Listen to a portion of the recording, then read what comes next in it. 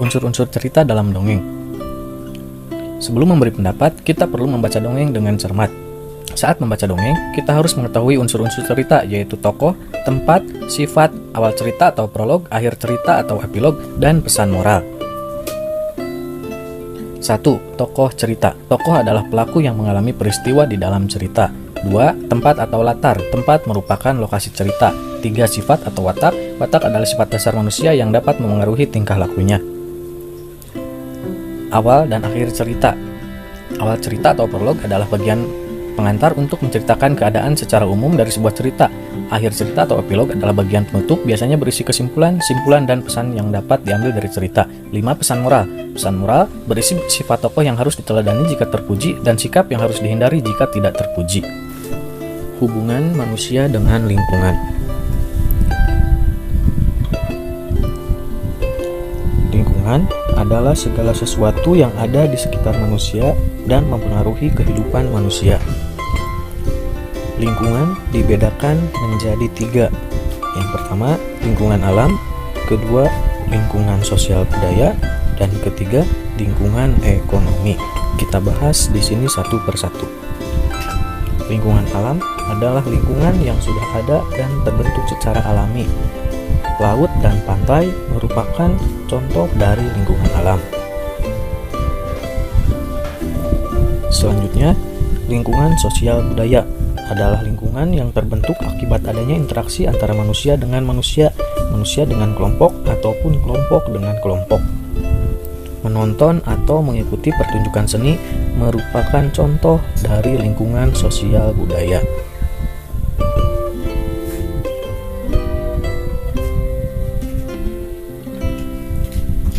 Selanjutnya, lingkungan ekonomi. Lingkungan ekonomi adalah lingkungan manusia dengan sesamanya guna memenuhi kebutuhan hidup. Contoh dari lingkungan ekonomi salah satunya yaitu pasar.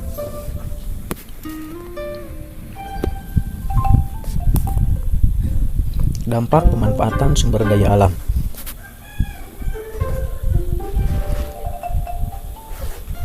Sumber daya alam dimanfaatkan oleh manusia untuk berbagai keperluan.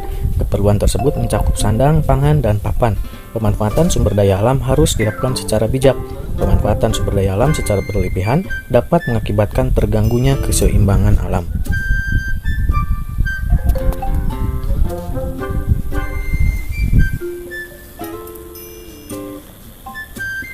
Permasalahannya adalah jika kebutuhan kayu yang tinggi mengakibatkan penebangan kayu secara besar-besaran. Penebangan tumbuhan di hutan tanpa pilih atau tebang pilih tentu menimbulkan dampak buruk. Manusia membuka lahan hutan dengan cara membakar hutan. Tindakan ini dapat menyebabkan kebakaran hutan. Kebakaran hutan dapat menyebabkan tanah hutan menjadi tandus.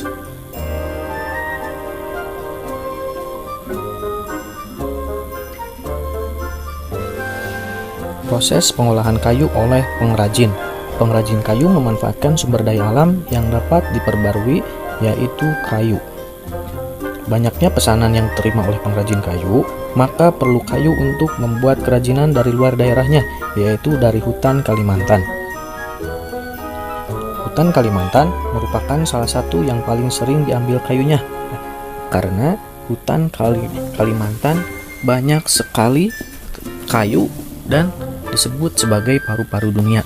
Di sini perhatikan skema pengolahan kayu oleh pengrajin.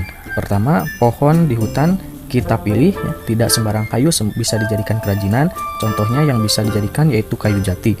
Lalu pohon ditebang, tetapi ditebangnya jangan sampai pada akarnya. Lalu setelah ditebang, kayu diangkut ke kota. Selanjutnya, kayu diolah oleh pengrajin menjadi barang kerajinan. Setelah diolah, barang kerajinan tersebut dijual. Barang kerajinan kayu terakhir digunakan oleh konsumen seperti kursi, meja, lemari, dan lain-lain. Sekarang mari kita perhatikan peta proyeksi berkurangnya hutan Kalimantan dari tahun 1950 sampai 2020. Perhatikan di sini, pada tahun 1950 hampir seluruh wilayah Kalimantan tertutupi oleh hutan. tahun 1985, hutan Kalimantan masih terlihat sangat luas, meskipun beberapa persen sedikit berkurang. Pada tahun 2000, hutan Kalimantan mulai berkurang. Pada tahun 2005, hutan Kalimantan semakin berkurang. Terlihat di situ bahwa berwarna hijaunya semakin berkurang dan semakin menipis. Pada tahun 2010, hutan Kalimantan hampir setengahnya habis. Dan sekarang pada tahun 2020, lebih dari setengah hutan Kalimantan sudah habis. Kita lihat di situ area yang berwarna hijaunya pun sudah sangat jauh berbeda dibandingkan pada tahun 1950.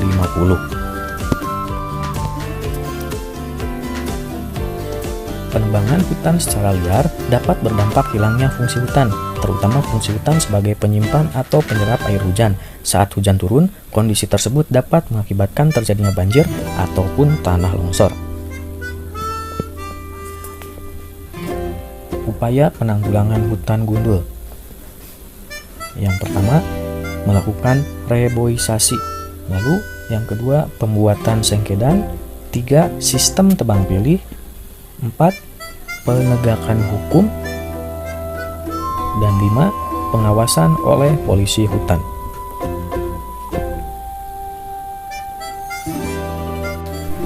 Pembuatan sengkedan. Pemanfaatan tanah di lereng pegunungan untuk dijadikan lahan pertanian yang dinamakan dengan sengkedan. Membuat sengkedan yang dapat menahan air sedikit demi sedikit sehingga tumbuhan mendapatkan air. Selanjutnya, simbol dan makna sila ketiga Pancasila. Sila ketiga Pancasila disimbolkan dengan pohon beringin. Bunyi dari sila ketiga Pancasila yaitu Persatuan Indonesia. Makna dari pohon beringin yaitu perlindungan dan pengayoman. Pohon beringin memiliki naungan cukup besar yang mampu melindungi siapapun yang berada di bawahnya. Ukuran pohon beringin yang besar mencerminkan negara Indonesia yang besar sehingga dapat melindungi semua rakyatnya. Akar menggantung pada pohon beringin menunjukkan keragaman suku bangsa yang menyatu di bawah nama bangsa Indonesia. Berikut ini ya, contoh sikap dari sila ketiga. Yang pertama, kerja bakti lingkungan. Kedua, diskusi kelompok. Ketiga, kerjasama saat bermain bersama. Keempat, melestarikan kebudayaan. Kelima, mengikuti upacara bendera. Keenam, gotong royong. Dan ketujuh, bangga memakai barang buatan dalam negeri. Perhatikan gambar berikut ini. Gambar manakah yang menunjukkan pengamalan sila ketiga Pancasila?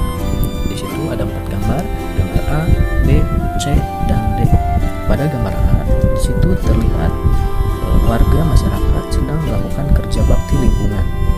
Yang B, di situ siswa sedang melakukan diskusi kelompok pada saat di sekolah. Gambar yang ketiga, terjadi pertengkaran pada saat pertandingan sepak bola ya. Dan gambar yang terakhir, kerjasama saat bermain bersama. Gambar manakah yang mencerminkan pengamalan sila ketiga Pancasila? Ya, gambar yang menunjukkan pengamalan sila ketiga Pancasila adalah gambar A, B, dan D. Kenapa gambar yang C tidak termasuk? Karena di situ terjadi pertengkaran, perselisihan, ya, itu tidak mencerminkan pengamalan sila ketiga Pancasila yang berbunyi Persatuan Indonesia. Selanjutnya, mengidentifikasi pentingnya pemanfaatan barang bekas sebagai upaya pelestarian sumber daya alam. Di sini dikenal dengan istilah 4R. Apa itu 4R? R yang pertama adalah reuse, yang kedua adalah reuse, yang ketiga recycle, dan yang keempat adalah replace. Kita bahas di sini satu persatu. Reuse adalah kegiatan mengurangi pemakaian suatu barang atau perilaku yang dapat mengurangi produksi sampah.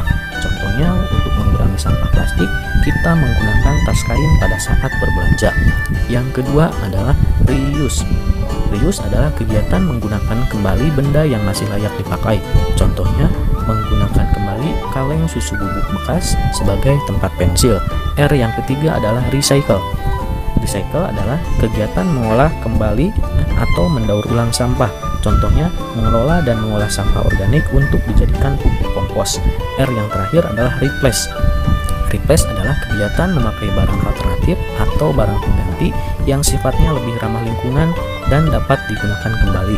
Contohnya menggunakan sapu tangan sebagai pengganti tisu. Atau dengan kata lain supaya kita lebih mudah mengingatnya, apa itu 4R? R yang pertama reduce disebut mengurangi, reuse menggunakan kembali, recycle mendaur ulang, dan replace adalah memakai barang pengganti yang ramah lingkungan.